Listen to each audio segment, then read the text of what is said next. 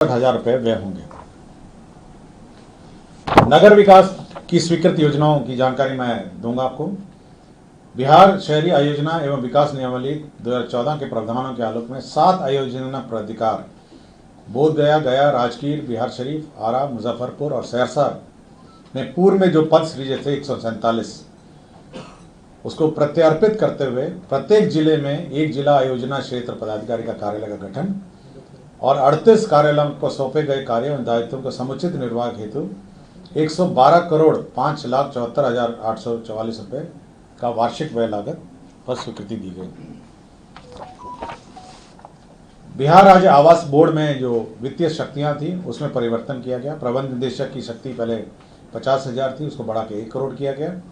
अब बोर्ड को वित्तीय शक्ति 2 करोड़ थी, उसको बढ़ा के 5 करोड़ किया गया।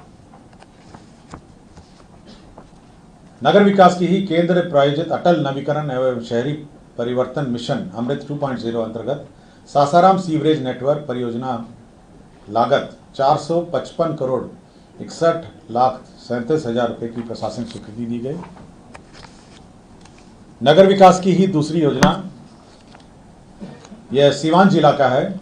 सीवान सीवरेज नेटवर्क परियोजना फेज 1, इसकी लागत राशि 367 करोड़ 3,50,075 रुपये की प्रशासनिक स्वीकृति दी गई। नगर विकास की ही योजना केंद्र प्रायोजित अटल नवीकरण शहरी परिवर्तन मिशन अंतर्गत औरंगाबाद सीवरेज नेटवर्क की योजना स्वीकृत की गई। इसमें 497 करोड़ 65,37,000 रुपये व्यय होंगे। नगर विकास की ही केंद्र प्रायोजित योजना के अंतर्गत केंद्र प्रायोजित अटल नवीकरण शहरी परिवर्तन योजना के अंतर्गत सासाराम जल आपूर्ति परियोजना स्वीकृत किया गया। इसमें 76 करोड़ 44,10,000 रुपये व्यय होंगे। नगर विकास एवं आवास विभाग की ही योजना है। केंद्र प्रायोजित अटल नवीकरण शहरी परिवर्तन अमृत 2.0 की योजना है। इसमें 138 करोड़ 26,73,400 रुपये स्वीकृत किए गए। पटना के अगल बगल जितने भी नगरीय क्षेत्र हैं उनको जो ग्रामीण क्षेत्र है उसमें मर्ज किया गया। पटना जिला अंतर्गत नगर परिषद दानापुर निजामत का क्षेत्र विस्तार की स्वीकृति दी गई। खगोल नगर परिषद के क्षेत्र विस्तार की स्वीकृति दी गई।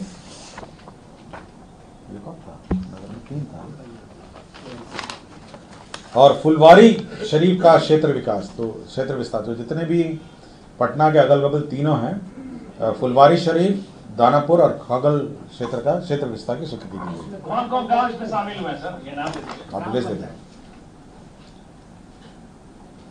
समाज कल्याण में आंगनवाड़ी केंद्रों के माध्यम से जो स्कूलों में बच्चों के लिए जो यूनिफॉर्म के लिए पोशाक के लिए पैसे मिलते थे डीबीटी के माध्यम से, उसमें परिवर्तन कर दिया गया है। अब 400 रुपये की जो राशि है वो जीविका दीदी अब सिलाई करके हमारे आंगनवाड़ी केंद्रों में पोशाक उपलब्ध कराएगी और पोशाक की दर में 5% की वार्षिक वृद्धि भी की गई है।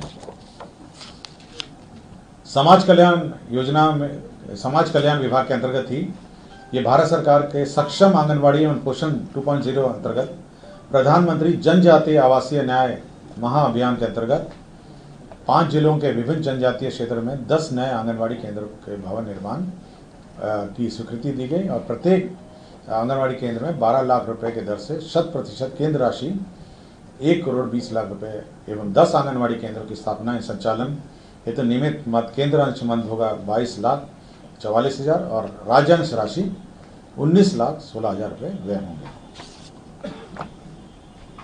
शिक्षा विभाग में नामांकन के आधार पर जो अक्षय पात्र फाउंडेशन बेंगलुरु है वह मिड डे मील का सेंट्रलाइज किचन संचालित करता है। पूर्व में उसमें बलदेव उच्च विद्यालय दानापुर में उसको ज़मीन दी गई थी, किंतु यह कंटोनमेंट की ज़मीन के कारण इसमें निर्माण नहीं हो पाया। अब यह स्थानांतरित करके इसको गोपालपुर टांड, उसमें प्राथमिक विद्यालय है, नौबतपुर प्रखंड जिला पटना, उसको 1.5 एकड़ ज़मीन स्थानांतरित किया गया और उसी में यह निर्माण किया जाएगा। वाणिज्य कर विभाग ने बहुत महत्वपूर्ण निर्णय लिया है ऑन एयर कनेक्टिविटी के संबंध में। राज्य में जो रीजनल कनेक्टिविटी स्कीम है, तो जो एलिवेशन टर्बाइन फ्यूल है ATF, उसके दर में कटौती हुई है। अब 29% ATF में जो वैट लगता था टर्बाइन फ्यूल हवाई जहाज, उसको घटा के 4% किया गया है। दाम में भी अब कमी हो जाएगी टिकट के? हाँ, इसमें दो काम होंगे, एक तो दाम में भी कम हो जाएंगे और एयरक्राफ्ट की संख्या में भी बढ़ोतरी हो जाएगी, और एयरक्राफ्ट पटना में फ्यूलिंग भी करेंगे और जितने भी हमारे रीजनल कनेक्टिविटी सेंटर्स में फ्यूल रिफ्यूलिंग करेंगे। वैट MIS की मेंटेनेंस की योजना की भी स्वीकृति दी गई।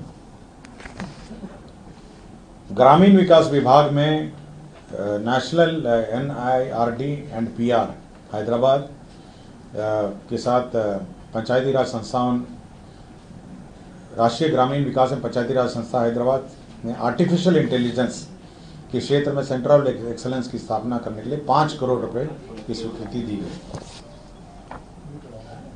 बिहार में जो पुल हैं, अंतर पुल के समुचित रख रखाव एवं प्रबंधन हेतु बिहार राज्य पुल प्रबंधन संधारण नीति 2025 की स्वीकृति गई। तो मेंटेनेंस ऑफ ब्रिज की योजना स्वीकृति की दी गई। पॉलिसी थोड़ा ब्रीफ में मिल जाए क्या है तो आपको दे देंगे।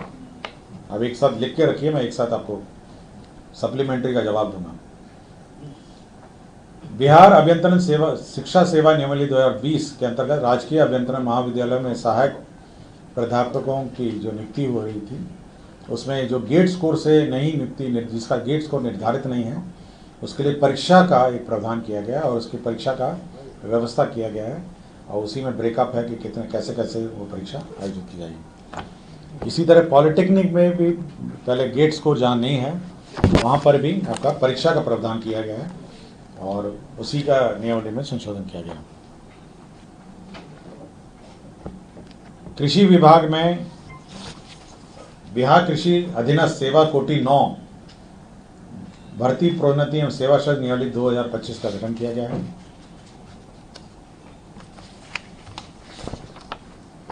पथ निर्माण विभाग पटना के अधीन उपलब्ध भूमि, भवन एवं अन्य संसाधनों के अनुश्रवण हेतु भू संपदा पदाधिकारी का एक पद क्रिएट किया गया है।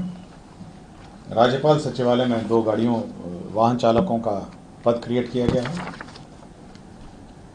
शिक्षा विभाग में भी जो हमारे स्कूल्स हैं राज्य में, करीब 77,000 स्कूल्स हैं, उनकी भूमि का विवरणी संकलन करना, संरक्षण करना, इंक्रोचमेंट देखना, इसके लिए भू संपदा पदाधिकारी के 2 एवं सहायक भू संपदा पदाधिकारी के 38 पद की स्वीकृति दी गई। ये राज्य में जितने भी हमारे स्कूल्स हैं, कॉलेजेस हैं, ज़मीन का हिसाब किताब लेगा, ज़मीनों का, और साथ ही साथ उसका संधारण करेगा।